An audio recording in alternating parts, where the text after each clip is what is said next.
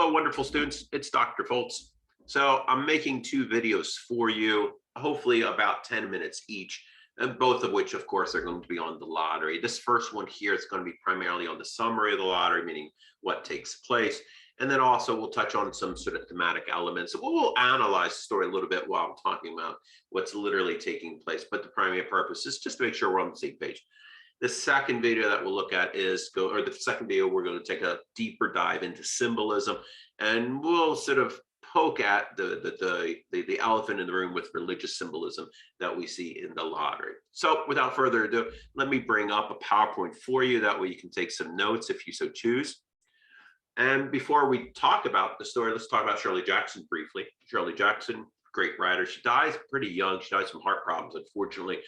But what she is most well known for is the lottery. She wrote well over 200 stories. I believe she wrote about a half a dozen books or novels too.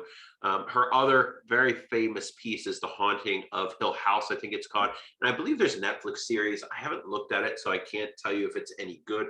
But the novel itself, it's arguably the best haunted house novel on the market today, even though the book is, I don't know, about 60 years old or so. Like Stephen King, for example, Neil Gaiman, a lot of the big horror or fantastical writers out there have said that Shirley Jackson, and specifically that particular book, were just so influential to them. So anyway, it's worth your while to take a look. But let's come back to the lottery. So the lottery was published June 25th, 1948. Back then, a lot of short stories were published in a variety of magazines. It's just one of the neat things that was happening at that time, because of course people didn't really have access to, well, they had plenty of access to books and the like, but it wasn't at the scale that it is today, especially with the internet too. So it was published in New Yorker. That's notable when it was published because of course the story actually takes place on June 27th. So let's move on here before I linger too long, just talk about Shirley Jackson herself.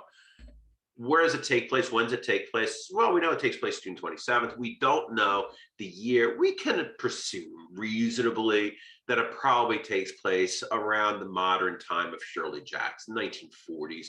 And the reason why is they do talk about tractors. They do talk about taxes, and there's nothing in there that Shirley Jackson hints at to say that this takes place like during the 19th century or the 18th century, anything on that nature. So we're going to presume, because there's a lack of evidence to suggest otherwise, that it's going to take place modern times for Jackson's range there. And we also presume it takes place in America because she's an American writer. And again, there's nothing in there to suggest otherwise, so we're going to go with that. And it's probably like Midwestern America, to be perfectly honest with you. So what actually takes place? Well, all the townspeople, they're gathering. It's about 10 o'clock, and they're gathering to take place in the lottery here. Now, we don't know what this lottery about early on in the text, of course. It takes place in the town square. The town square is all the most important events take place for the town, ranging from, I guess, dances to the lottery to auctions to whatever the case may be, right? And we know what's going to happen, right? It's really, really evil what takes place with the lottery. So when you juxtapose the lottery taking the same place that maybe a dance would take place, then it's a different type of conversation, right? So the adults gather, the children gather, and both of them are sort of almost going along doing their everyday thing. Like the adults are talking about everyday stuff, planning and rain, tractors and taxes, and so on and so forth. The kids, they're running around, they're roughhousing with one another. But what Shirley Jackson does is she lingers her descriptions on the stones, right? She talks about the smooth stones, the small stones, and the large stones. The kids are piling up stones and so on and so forth. And we also find out that the folks who are the adults, when they're talking, they keep the distance, right, from the stones. So it's a nice little foreshadowing. But we'll talk about literary elements at another time. But she uses lots of devices really to foreshadow what's going to happen here. So two people arrive. We have Mr. Summers and we have Mr. Graves. And they're the ones running the show. Mr. Summers primarily is running it, and Graves is more of an assistant than anything else. And what they brought with them is this black box. And this black box is beat the heck, right? Where it's sort of this Frankenstein monster, this creation, if you will, of other boxes that have been used. And the paint's wearing thin in different places. And I wouldn't say it's falling apart, but it's not in good shape. It's certainly weather worn. And inside, of course, there's a ton of slips of papers.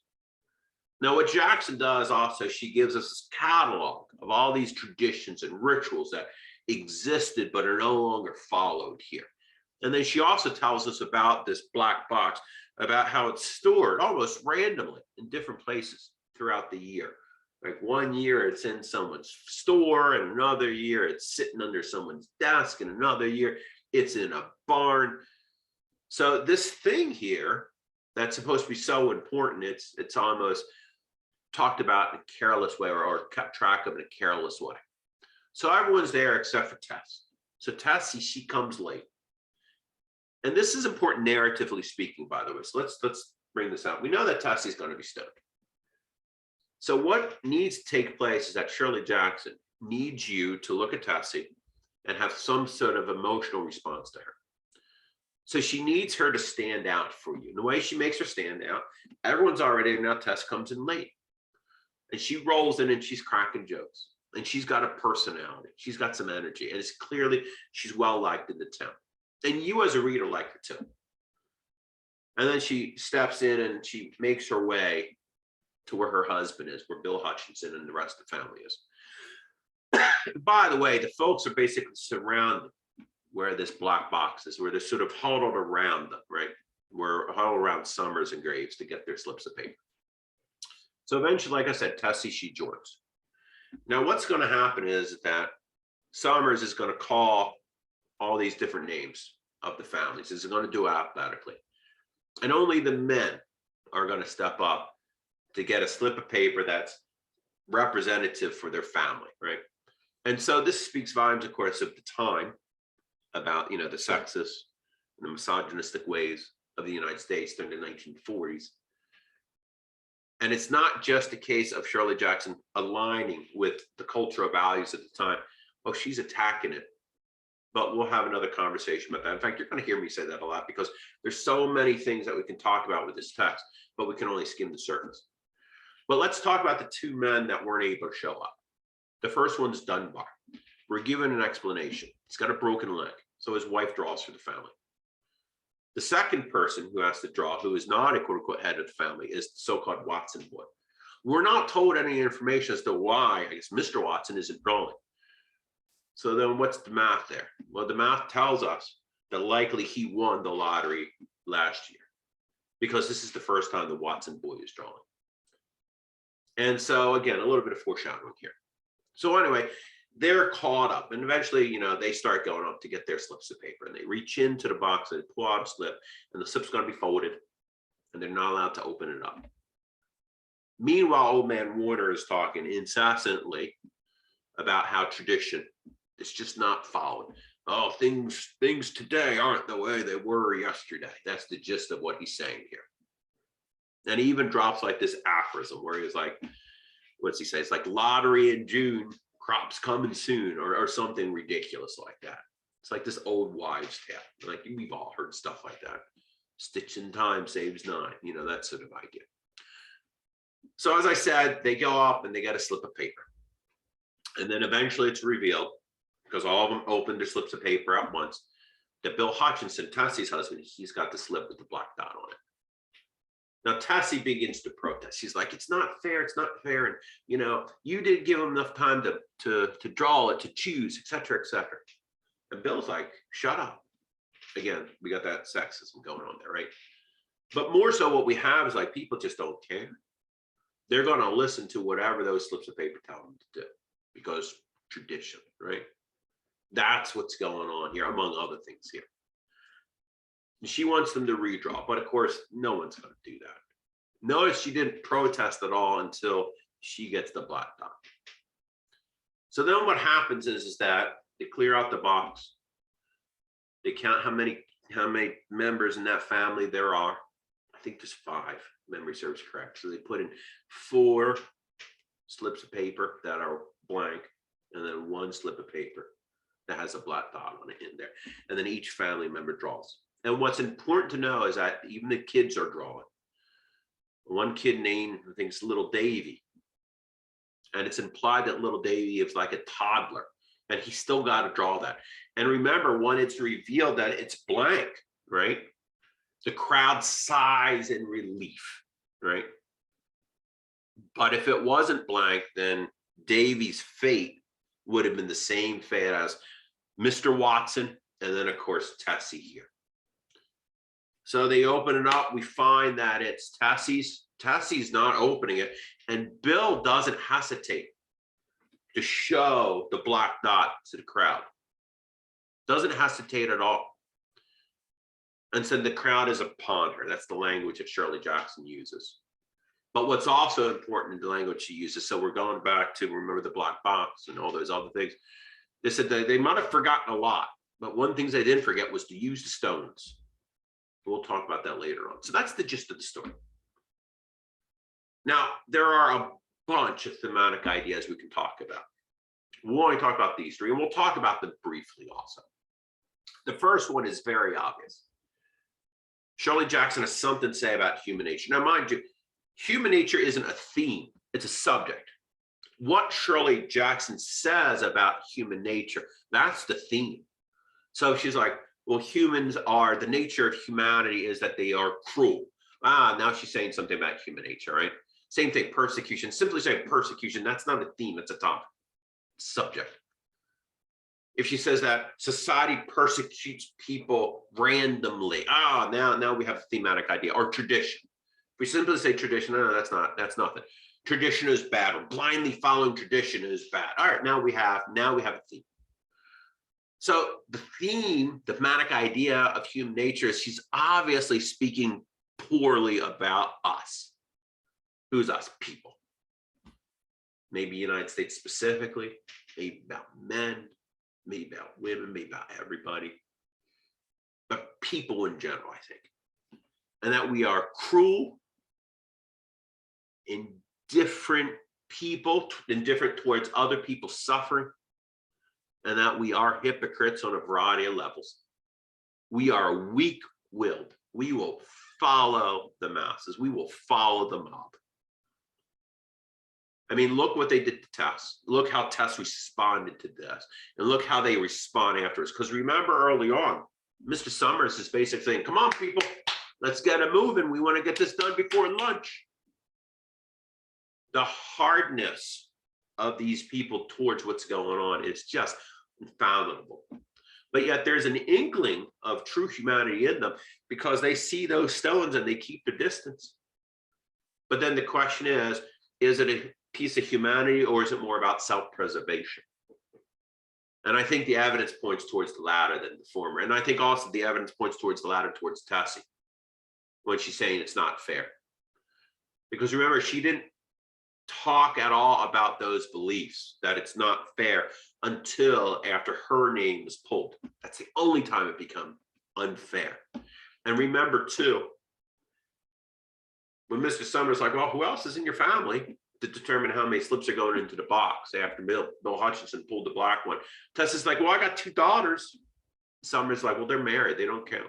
So he's willing to throw, she's willing rather to throw her daughters on the bus or to the stoning. You know, as a parent, as a person with a family, if we pulled that black dot, I'd be like, nope, just me. Like, that's, you step up and you take it to make sure your kids don't get hypnotized. And so there's a lot of questions about who she is.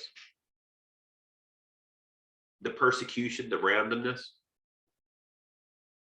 We got to blow that up beyond just pulling a slip of paper. Because really, Tessie did nothing to deserve to be stoned, but yet society stoned her. Think about all the other people in our society who are randomly persecuted, right? Society randomly chooses that the looks of a person deserves persecution, right? Maybe it's their skin color. Maybe it's the way they sound when they speak. Maybe it's the language they speak. Maybe it's their gender. Maybe it's how they identify. Maybe it's their socioeconomic background. Randomly, we decide some things are better than others about an individual here. And then those individuals who don't fall within the good, quote unquote, that society has chosen, they're persecuted. And I would argue every country has a history of this. United States especially. Obviously, we can look at our racial Goodness, I can't even, I will call our civil rights history. I think that's a better way to put it, because it's encompassing more than just race. It's encompassing gender, among other things too. But we can look at the United States' civil rights history and you can say, man, we really marked an awful lot of people randomly. Those people supposedly had a slip of paper with a black dot on it, and our country just stoned them. And then last but not least, we look at tradition, and including religious. We'll talk more about religious later on. Think about all the traditions that we blindly follow. Now, there's a lot of traditions that we blindly follow that, don't really harm us at all, right? We blindly follow tradition. Maybe you wear a certain jersey when you're watching your team. Who cares? Maybe you celebrate Christmas and you always put your ornaments up in a certain way, or your decorations, or you wait before Christmas itself to put up your tree. Who cares? That's fine.